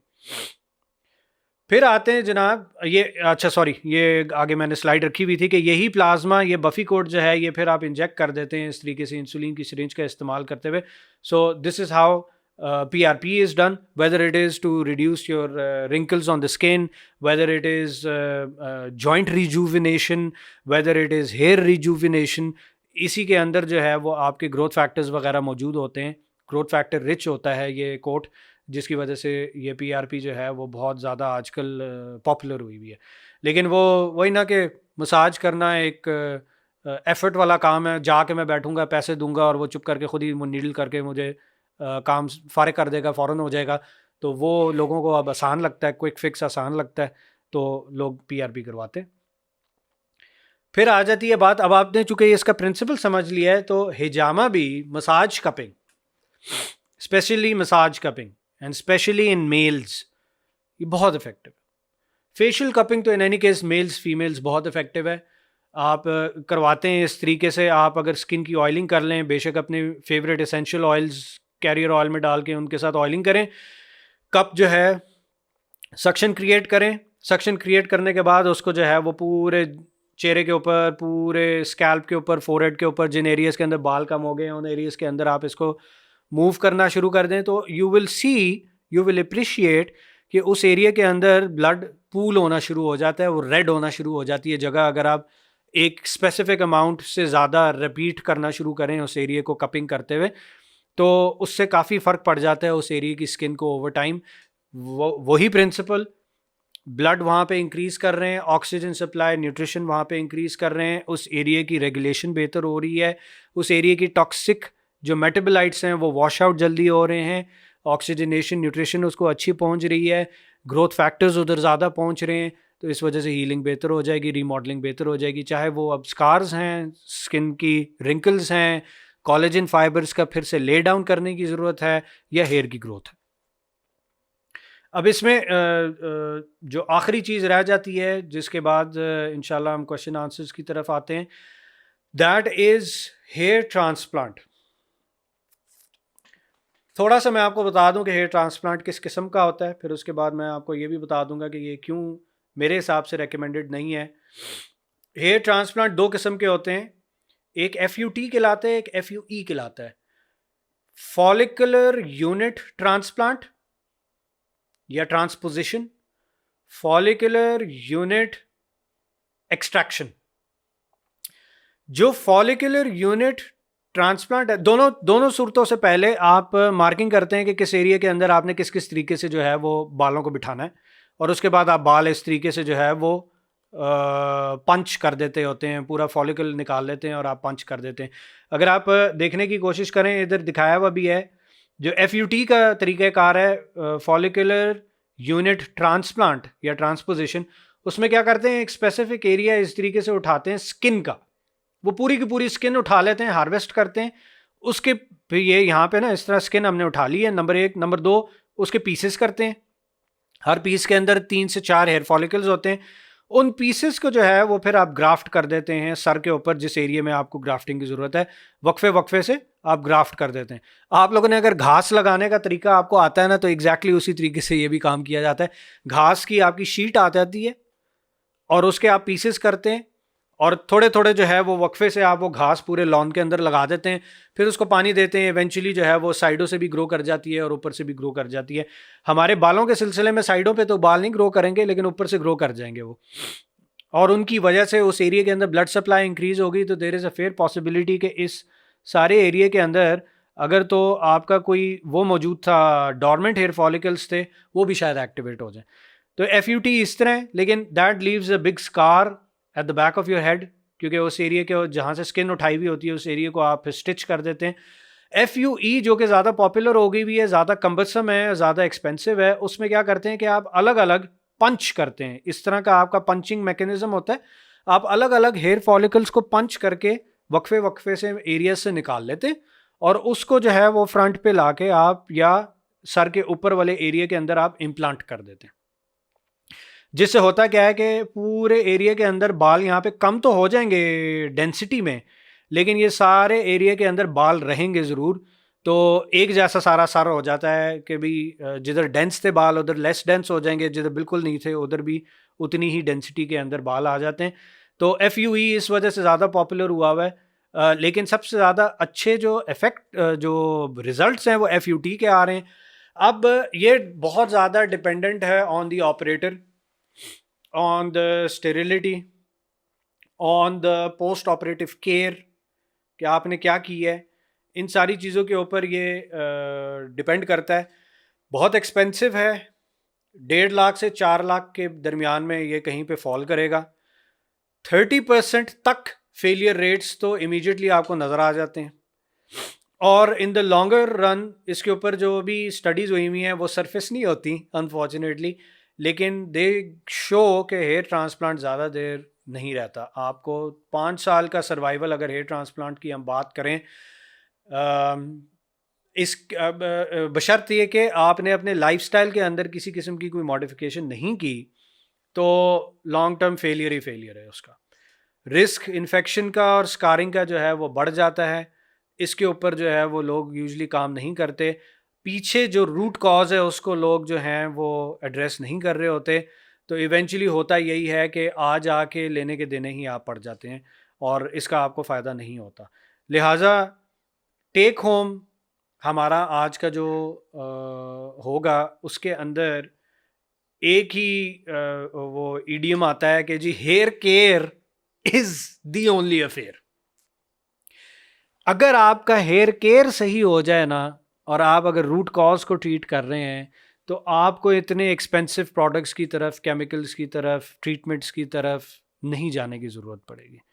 हेयर केयर रूटीन के अंदर अगर आप अपना सर नीचे रुकू की शक्ल के अंदर ले जाएं, पीछे नेप ऑफ द नेक से आप सर्कुलर मोशन के अंदर अच्छे सख्त उंगलियों के साथ आप मसाज करना शुरू करें। शुरू में गिरेंगे, हेयर फॉल शुरू में होती ही होती है, वो हो जाएगी, क्योंकि वो जितने भी लूज़ हेयर हैं, जितने भी डेड या डिजीज्ड हेयर हैं, वो सारे गिर जाएंगे शुरू के अंदर। आप कॉन्स्टेंटली मसाज वगैरह करते रहेंगे, महीने 2 महीने के अंदर जो है वो आपको इसके इफ़ेक्ट्स नज़र आना शुरू हो जाएंगे। कोम्बिंग एक बहुत बड़ा इशू। लोग जब बालों को कोम करते हैं तो I am sorry to use this word, लेकिन वो बेगैरतों की तरह करते हैं। ख़वातीन को मैंने देखा है, वो यहाँ से शुरू होती हैं और ऐसे ऐसे ऐसे ऐसे करके ना वो अपने बाल को ब्रश करते हुए क्रिच क्रिच क्रिच क्रिच करके नीचे तक आती हैं। अल्लाह माफ़ करे, आधा सर तो वो अपना साथ ही नीचे ले जाती हैं, और उसके बाद फिर ऐसे घुमा के वो बाल फेंक देती हैं। You need to be very delicate with your hair. अगर आप कोम्बिंग में डेलिकेट हो जाएंगे ना बालों के साथ, टैंगल्ड हैं, तो आप बिल्कुल एंड से बाल को ब्रश करें, फिर थोड़ा सा ऊपर आएं और फिर नीचे ब्रश करें, ताकि वो एजेस जो एंड्स हैं वहाँ से आप उनके टैंगल्स खोलना शुरू करेंगे, तो ऊपर तक आप फिर आहिस्ता आहिस्ता स्कैल्प तक पहुँचेंगे। It requires time, yes it does, it would probably take, अगर आपके माशाल्लाह वेस्ट लेंथ के बाल हैं तो it will take you a good 15 minutes to brush your hair properly. तो आई वुड एडवाइज के you take that 15 minutes very seriously, और हेयर केयर रूटीन के अंदर प्रॉपर ब्रशिंग का जो टेक्निक है उसका इस्तेमाल ज़रूर करें. और बेहतर ये होता है कि आप लीव इन जो आपके जो केमिकल्स होते हैं ना उनसे इज्तनाब करें. उससे बहुत बेहतर है कि डी टैंगलिंग के लिए आप हल्का सा olive oil, extra virgin olive oil, उसको जो है स्कैल्प में मसाज करने के बाद आप पूरे बालों के अंदर जो है वो उसको हल्का सा लगा लें. देखने में नहीं पता चलेगा कि बाल ऑयली हैं. ऑलिव ऑयल की ये खूबसूरती है कि वो क्यूटिकल के अंदर पूरा जज्ब हो जाता है और उसकी वजह से टैंगल नहीं होगा बाल बहुत आसानी से. उसकी वजह से बाल जो हैं वो बहुत जल्दी से ब्रश हो जाया करेंगे. ड्राई बाल ब्रश करना बहुत मुश्किल काम है जी. शैम्पू करने के बाद आप बाल ब्रश करेंगे तो बहुत मुश्किल काम है. आई विल ऑलवेज रेकमेंड कि हल्के से गीले बाल हों, उनके अंदर आप हल्की सी ऑयलिंग कर लें तो वो बालों के अंदर जज्ब हो जाता है, ऑयल आपको नहीं नज़र आएगा. लोगों का ये एक अजीब सा एक तरीका है कि वो पहले ढेर सारा तेल लगा के बालों को और उसके बाद उसको शैम्पू कर देते हैं. आज आके कहानी उधर ही आ जाती है कि 5 मिनट के लिए आपने उसका ऑयल ट्रीटमेंट किया है और उसके बाद सारा उठा के वो ऑयल निकाल के उसको वो you suck all that oil and nutrition out of the hair as well as the scalp. तो वो रूख जाता है बाल सारा का सारा. तो डेड हेयर का तो आप मैक्सिमम जो अगर आप कुछ कर सकते हैं तो उसकी आप ऑयलिंग ही कर सकते हैं कि वो डेड हेयर भी थोड़ा सा स्मूथ रह जाए, सिल्की रह जाए. That is it. वो आपको करने की ज़रूरत है. आफ्टर शावर्स प्लीज़ ऑयलिंग का जो है वो एक त्यौहार डालें. माइल्ड सोप्स का इस्तेमाल करें. बहुत ज़्यादा कंडीशनर्स और शैम्पूज़ के चक्कर के अंदर ना पड़ें. कोई फ़ायदा उनका नहीं है. ख़ास तौर पे जो लीव इन कंडीशनर्स होते हैं या कोई भी ऐसा शैम्पू जिसकी बाद में खुशबू भी सर के अंदर आपकी रह जाती है, उसका मतलब है कि that chemical has been absorbed into your hair and eventually in the long term it is going to negatively affect that hair, not positively, never positively. Please bear that in mind. जो hair brush हैं scalp की health के लिए बेहतर ये है कि आप wooden hair brush, bamboo hair brush या एनिमल हेयर ब्रश, इनका इस्तेमाल ज़्यादा करें ताकि मसाज अच्छा हो जाए. डैमेज आप ना करें स्कैल्प को, स्किन को एब्रेड ना करें आप बहुत ज़्यादा उसको. तो वो ना तो वो डैंड्रफ होगी और ना ही कोई और इशू होगा. अब आपकी अगर एक्नी है ना चेहरे के ऊपर, तो आप क्या करेंगे कि आप उसको रोज़ाना दिन में 2 मरतबा वॉश करेंगे, उसकी केयर करेंगे, उसका आप कोई दवाई लगाएंगे, कोई एसेंशियल ऑयल उस पर लगाएंगे, कोई कपिंग करेंगे. तो लोग समझते हैं कि शायद मैं बाल कम वॉश करूंगा तो मेरे बाल अच्छे हो जाएंगे. आई am sorry, that is not the case. आपकी स्कैल्प की हेल्थ डिटरमिन करेगी कि आपके बाल कितने अच्छे होंगे. स्कैल्प की जो केयर है वो आपको करनी पड़ेगी और आप एवरी डे या एवरी अदर डे अगर आप स्कैल्प की केयर कर रहे हैं, उसको अच्छे तरीके से ऑयल करते हैं रोज़ाना, आप उसको अच्छे तरीके से वॉश करते हैं रोज़ाना, तो वो बेहतर आपको इफ़ेक्ट्स देगी उसके बजाय कि आप हफ्ते में एक मरतबा जो है जनाब शावर करते हैं और एक मरतबा जो है वो आप उसकी ट्रीटमेंट करने की कोशिश करते हैं. So I hope I have covered all the aspects and I hope you take home a lot of messages. You try to incorporate all of this which we've talked about today, and inshallah get back to us with your reviews and get back to us with your feedback after 1 month and 2 months कि आपके scalp health और आपकी root hair health किस तरीके से बेहतर हो रही है. मैं दावे से कहता हूँ कि इंशाल्लाह अगर ये सारी चीज़ें आप इनकॉर्पोरेट करेंगे, रूट कॉज को आप ट्रीट करेंगे और ये जो टेक होम मैसेज है इसको अगर आप सीरियसली लेंगे तो इंशाल्लाह ताला आप के बाल जो हैं वो वापस आ जाएंगे और स्ट्रॉन्गर देन एवर आएंगे इंशाल्लाह ताला. थैंक यू सो मच, जज़ाकल्लाह. And we would like to start with our question and answers.